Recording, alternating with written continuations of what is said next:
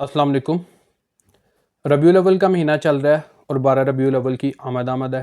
یہ وہ دن ہے جو امت مسلمہ کے لیے بہت خاص دن ہے۔ اس دن حضرت محمد صلی اللہ علیہ وسلم خاتم النبیین، امام الانبیاء، خاتم المرسلین حضرت محمد صلی اللہ علیہ وسلم اس دنیا میں تشریف لائے تھے۔ گو کہ 12 ربیع الاول کی تاریخ کے اوپر علماء کرام میں ہمارے جو اکابر ہیں ان کے اندر اختلاف پایا جاتا ہے۔ کسی کے مطابق 9 تاریخ ہے، کچھ کے مطابق شاید 12 سے بھی بعد 15 تاریخ ہے۔ خیر تاریخ جو بھی ہو، مگر اس بات پہ ہر کوئی متفق ہے کہ ربیع الاول کے مہینے میں آپ صلی اللہ علیہ وسلم اس دنیا میں تشریف لائے تھے، اور پاکستان کے اندر اہل سنت و جماعت اس دن کو بڑے جوش و خروش عقیدت سے مناتی ہے۔ مگر مسئلہ یہ آتا ہے کہ 12 ربیع الاول کے دن کو لے کے اور اسے منانے کے لحاظ سے پاکستان میں مذہبی جماعتیں 2 حصوں میں واضح طور پہ 2 حصوں میں بڑھ چکی ہیں۔ اب یہ مسئلہ آج کل پرسوں کا نہیں، یہ مسئلہ تقریباً پچھلے 1400 سال سے چل رہا ہے۔ اب مسئلہ کیا ہے؟ مسئلہ یہ ہے کہ جو لوگ اس دن کو منانے کے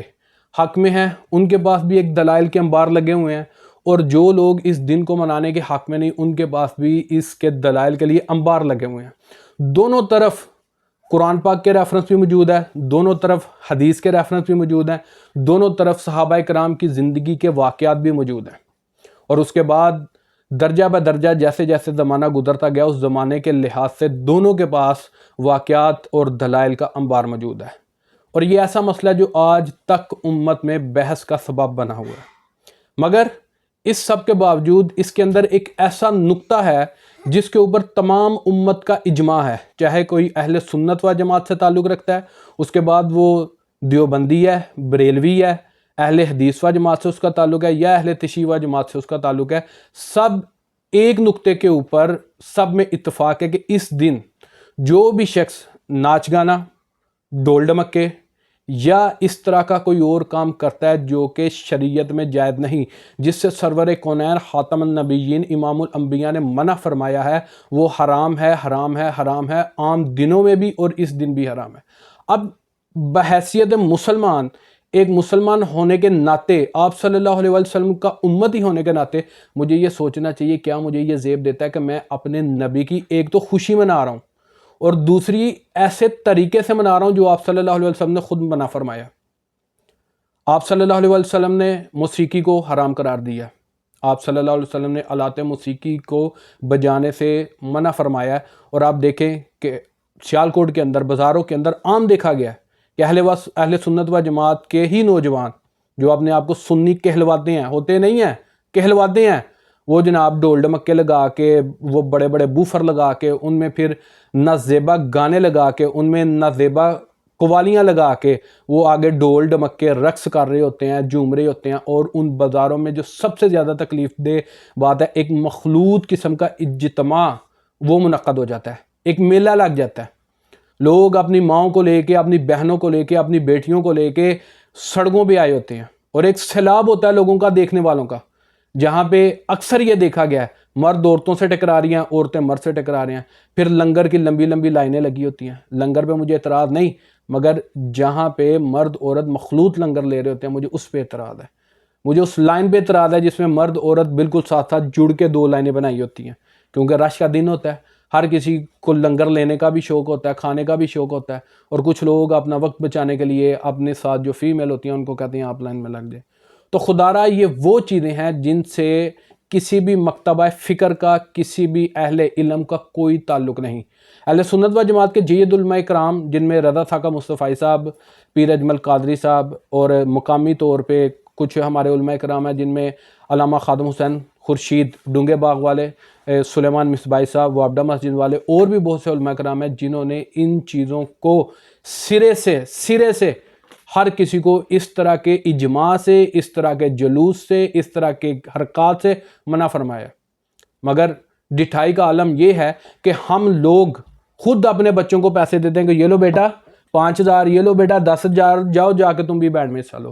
اور ان بیڈ والوں مراسیوں سے میرا یہ ایک سوال ہے کہ ابھی تھوڑے دن پہلے 14 اگست گزری ہے، اور 14 اگست سے پہلے 23 مارچ گزری ہے، دونوں قومی تہوار تھے، اور ان قومی تہواروں پہ ہر کوئی ملی نغموں کو برا نہیں کہتا، ہر کوئی ان کو مانتا ہے کہ ٹھیک ہے جی قومی تہوار ہے، اس پہ سیلیبریشن ہونی چاہیے،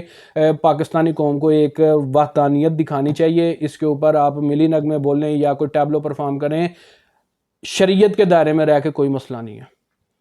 یہ جتنے بھی آپ کے استاد ہیں جن کو آپ لوگ استاد کہتے ہیں، یہ 23 مارچ پہ، یہ 14 اگست پہ اور یہ 6 سپتمبر آنے والی ہے، یہ ان دونوں پہ کہاں مر جاتے ہیں؟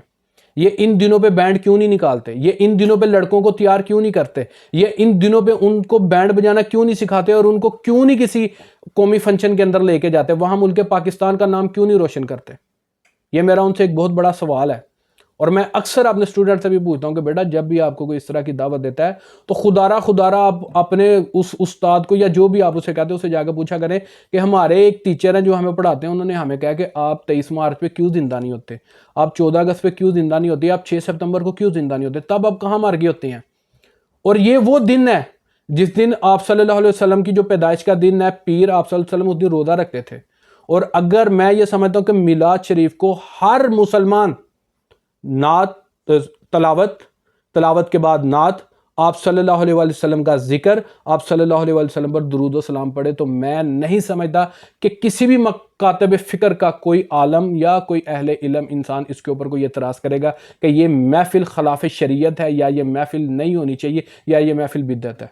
مگر آج افسوس سے کہنا پڑتا ہے کہ ایسے لوگ موجود ہیں معاشرے میں جن کا اہل سنت سے کوئی تعلق نہیں، مگر انہوں نے اہل سنت کو بدنام کیا ہوا ہے، اور یہی وہ لوگ ہیں جن کی وجہ سے دوسرے مکاتب فکر کے لوگ اہل سنت و جماعت کے اوپر حملے کرتے ہیں کہ دیکھیں جی ہم نے تو آپ کا یہ دیکھا ہے، دیکھیں جی ہم نے تو آپ کا وہ دیکھا ہے، آپ لوگ تو یہ کرتے ہیں، آپ لوگ تو وہ کرتے ہیں۔ تو خدا را میری تمام لوگوں سے جو میری ویڈیو دیکھ رہے ہیں ان سے ریکویسٹ ہے کہ اس دن کو عقیدت، احترام سے اور شریعت کے دائرے میں رہتے ہوئے ضرور خوشی منائیں۔ اس سے بڑی اور خوشی کیا ہو سکتی ہے کہ جس دن سرور کونین، خاتم النبیین، امام الانبیاء، ختم المرسلین حضرت محمد صلی اللہ علیہ وسلم ہمارے بیچ تشریف لائے، اور ہمیں اپنے مقدر پہ ناز کرنا چاہیے کہ بغیر کسی ایفرٹ کے، بغیر کسی کوشش کے اللہ تعالیٰ نے ہمیں مسلمان بنایا، مسلمان گھرانے میں پیدا کیا، اور ہمیں صحیح اور غلط میں فرق نہیں کرنا پڑا۔ ہمیں یہ نہیں سوچنا پڑا کہ میں ایک ہندو کے گھر پیدا ہو گیا ہوں، اب میں کیا مسلمان ہو سکتا ہوں؟ نہیں ہو سکتا۔ اللہ تعالیٰ کی یہ ہم پہ خاص کرم ہے کہ اللہ تعالیٰ نے اپنے پیارے نبی حضرت محمد صلی اللہ علیہ وسلم کا امتی بنا کر بھیجا، مگر خدا را اس نبی کی ولادت کے دن پہ خوشی ضرور منائیں، مگر اس میں شریعت کو ضرور ملحوظ خاطر رکھیں۔ ایسا کام نہ کریں جس سے آپ صلی اللہ علیہ وسلم کو تکلیف ہو۔ آپ 12 ربیع الاول والے دن آپ صلی اللہ علیہ وسلم پہ درود و سلام پڑھیں، آپ صلی اللہ علیہ وسلم کی نعت پڑھیں، آپ قرآن مجید فرقان حمید کی تلاوت کریں۔ یہ سب کام کریں تو مجھے نہیں لگتا کوئی بھی آپ اعتراض کرے گا۔ اگر آپ کو میری ویڈیو اصلاح کے طور پہ اصلاحی ویڈیو لگے یا آپ کو انفارمیٹیو لگے تو ضرور اپنے تمام جاننے والوں سے شیئر کیجیے گا۔ جزاک اللہ، شکریہ۔